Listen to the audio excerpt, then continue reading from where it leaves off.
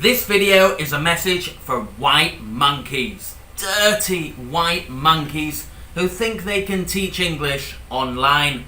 So listen up.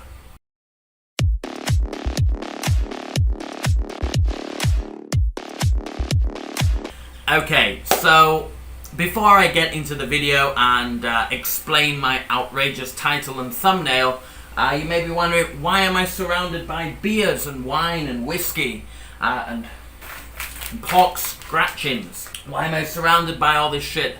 To make a point, in the last video that I made, a few people got outraged at how I drank a beer during the video. So I just want to make a point and say, just because I'm a teacher or have been an English teacher doesn't mean I cannot drink beers. I don't understand people who think that because somebody is a teacher, their personal life also has to be representative of that, or they have to, their personal life, they can't have a real personal life where they like to go out to nice restaurants and drink wine, or have a beer, or make a YouTube video reviewing beers or talking about beers or having beers in the background.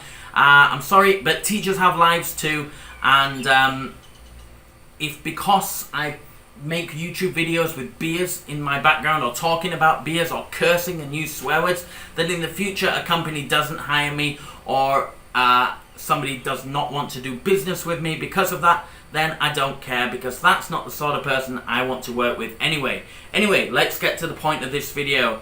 Why did I make this video, and why do I want to give a message to white monkeys who think they can teach English? So, what is wrong with the online teaching industry at the moment, and the way that they recruit? There's a big problem, whereas companies, especially big Chinese companies, will recruit based on nationality, native speaker status, and appearance even, way before they start to look at things like education and your experience. So this is really fucked up, and it's just the way the market is at the moment, especially in Asia. Japan, Korea, China, Thailand, all these countries recruit in the same way. For some reason, the market, they've got this mentality that a white American teacher is superior. And because the schools think that the market has this mentality, which they do a lot of the time, they recruit in that way because they're just thinking about making money. That's all they care about. They're doing what they think will be best for their business and what will get them the most business. So that's why they recruit this way. Now, what is my message all about? My message is to white monkeys. What is white monkeys?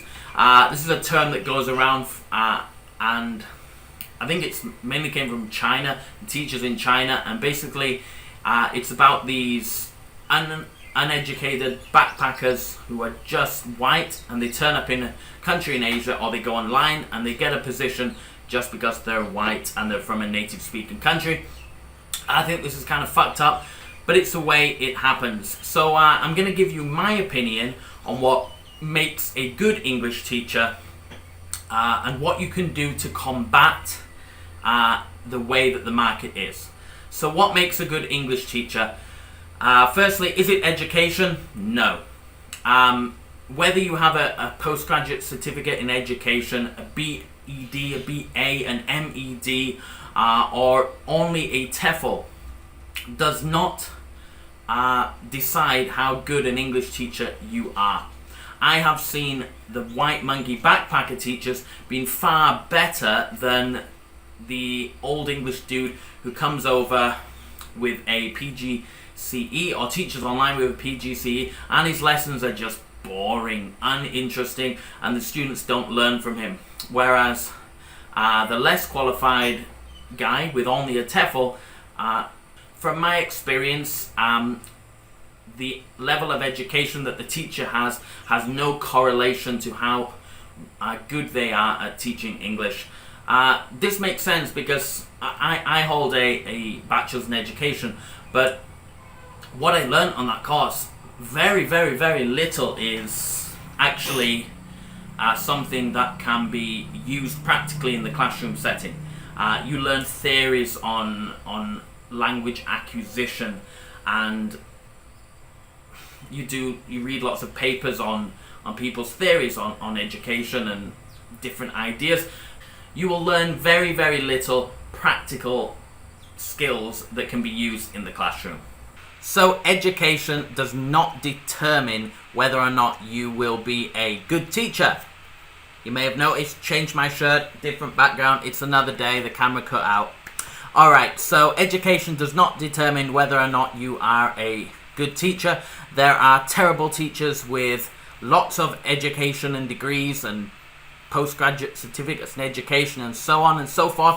And there are very, very good teachers who have little to no education and vice versa. So there's no correlation between education and competency as an online or offline English teacher. So what does affect whether or not you're going to be a good teacher? Does your native speaker status determine whether you will be good or not? No, it doesn't. I explained that in the last video, my message to non-natives. That actually non-natives overall are often better teachers if they are competent in English. They're often better teachers because they've gone through the learning process.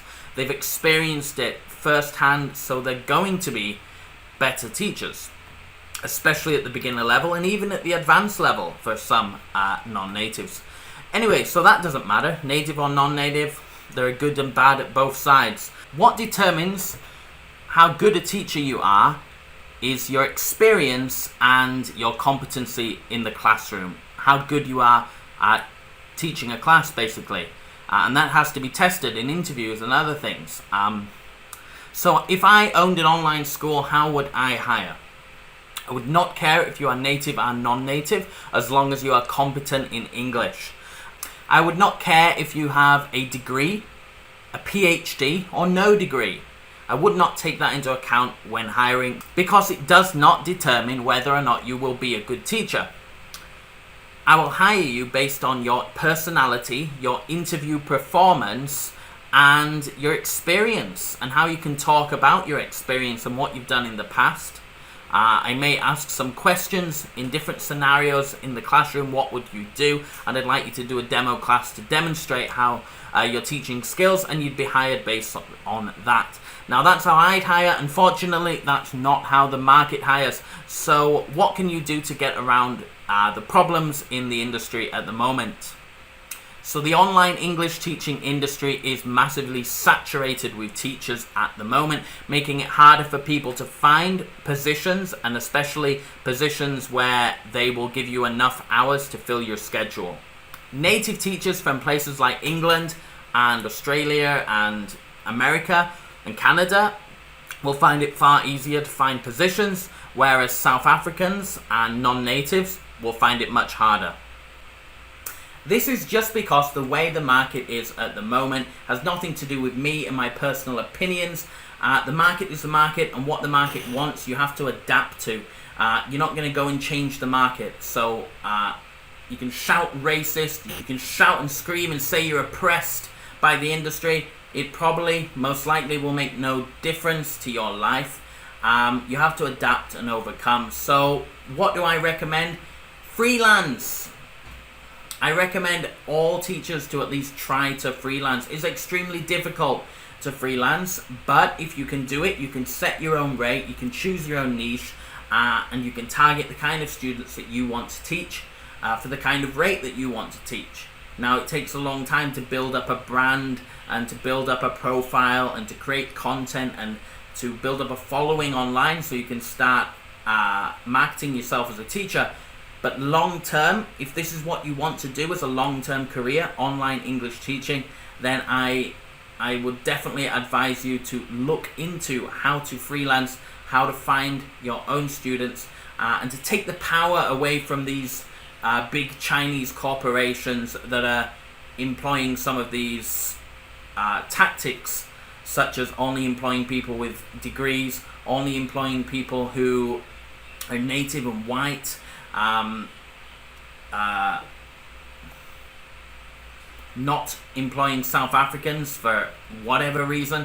It's really bad how the industry is, and the only way you can get around it is to adapt, overcome. Firstly, apply to as many places as you can. Keep applying, keep doing interviews, and keep trying. I know many people who are in the, let's say, lesser wanted category by the market that are doing perfectly fine, working for multiple companies with a bit of freelancing on the side. So don't give up, don't be disheartened, keep trying, and don't be a white monkey.